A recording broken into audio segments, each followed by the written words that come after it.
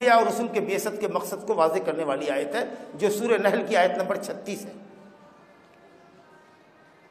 وَلَقَدْ بَعَثْنَا فِي كُلِّ أُمَّةٍ رَسُولًا أَنِ اعْبُدُوا اللَّهَ وَاجْتَنِبُوا الطَّاغُوتَ، سورہ نحل آیت نمبر 36۔ اللہ فرماتا ہے کہ تحقیق کہ ہم نے ہر امت کے اندر کوئی نہ کوئی رسول بھیجا، ہر امت میں، ہر قرن میں، انسانوں کے ہر طبقے میں، ہر جتھے میں، ہر صدی میں، ہر جنریشن میں ہم نے کوئی نہ کوئی رسول بھیجا۔ رسولوں کے بھیجنے کا مقصد کیا تھا؟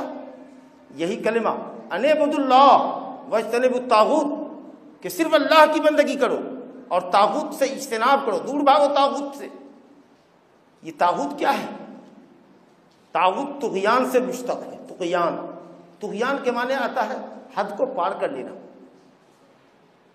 کہتے دریا میں طغیانی آ گئی، پانی اتنا بڑھا ہے کہ خطرے کے نشان سے اوپر دریا بہ رہا ہے۔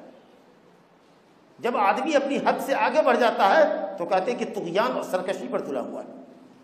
طاغوت کا مطلب یہ ہوا کہ آدمی اپنی حد سے پار ہو جائے۔ انسان پیدا کیا گیا اللہ کی بندگی کے لیے، وہ کہے کہ نہیں ہماری بندگی کرو۔ وہ خود اللہ کی بندگی کے واسطے پیدا کیا گیا ہے، وہ خود معبود بن جائے۔ وہ اللہ اور اس کے رسول کی اطاعت کے لیے پیدا کیا گیا ہے، وہ کہے نہیں اللہ اور اس کے رسول کی اطاعت کے مقابلے میں ہماری اطاعت اور پیروی کرو۔ وہ آدمی طاغوت ہے۔ حضرت عمر فاروق رضی اللہ عنہ نے کہا کہ طاغوت شیطان ہے، سب سے بڑا طاغوت شیطان ہے بلا شبہ۔ جتنا بھی غلط کام ہو رہا ہے، جتنا شرک و بدعت ہو رہی ہے، سب کے پیچھے شیطان ہے، گڑو گھنٹا۔ تو سب سے بڑا طاغوت اکبر تو شیطان ہے ہی۔ حضرت جابر رضی اللہ عنہ نے کہا کہ طاغوت کوہان ہے، کاہن، نجومی لوگ جن کے پاس شیطان آتا ہے، ایک سچ میں 100 جھوٹ ملا کے پیش کرتا ہے اور وہ دنیا والوں کو بیوقوف بناتے۔ حضرت امام مالک رحمۃ اللہ علیہ نے کہا کل ما عبد من دون اللہ، ہر وہ شے جو اللہ کے علاوہ پوجی جائے وہ طاغوت ہے۔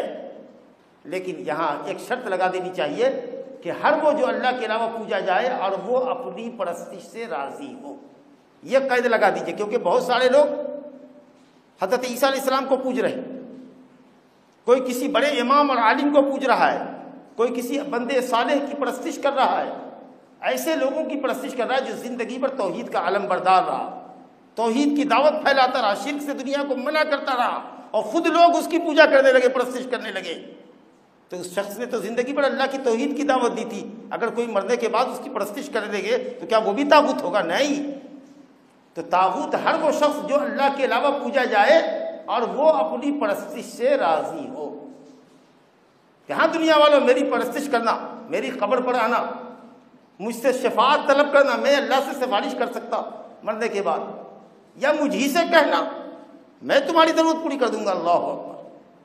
اگر شفاعت طلب کرے تو شرک ہے، جائے کہ انہی سے مانگے۔ تو اگر کوئی اپنی پرستش سے راضی ہوا تب وہ طاغوت ہے، اور جس نے شرک سے منع کیا، توحید کی دعوت دی اور کسی نے اس کو پوجنا شروع کیا اس کے مرنے کے بعد، وہ طاغوت نہیں۔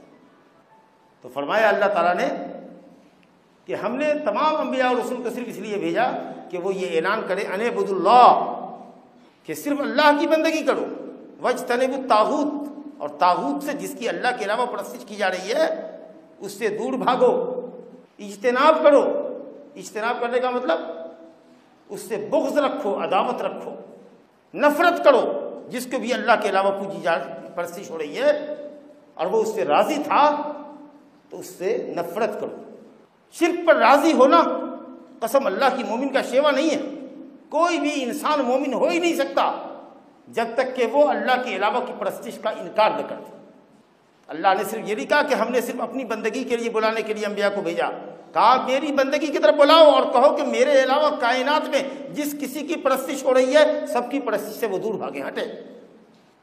کوئی بت کو پوج رہا ہے، اگر آپ سے پوچھا جائے کہ یہ کیسا ہو رہا ہے، آپ کہیے ہم غلط نہیں کہہ سکتے اس کو، قسم اللہ کی آپ مومن ہو ہی نہیں سکتے۔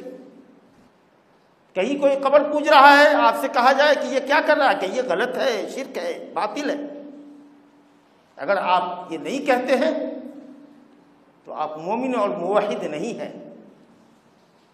سورہ الکافرون پڑھیے، بسم اللہ الرحمن الرحیم، قل یا ایھا الکافرون لا اعبد ما تعبدون، اے کافروں سن لو، جن کی تم پرستش کرتے ہو اس کی ہم پرستش نہیں کر سکتے۔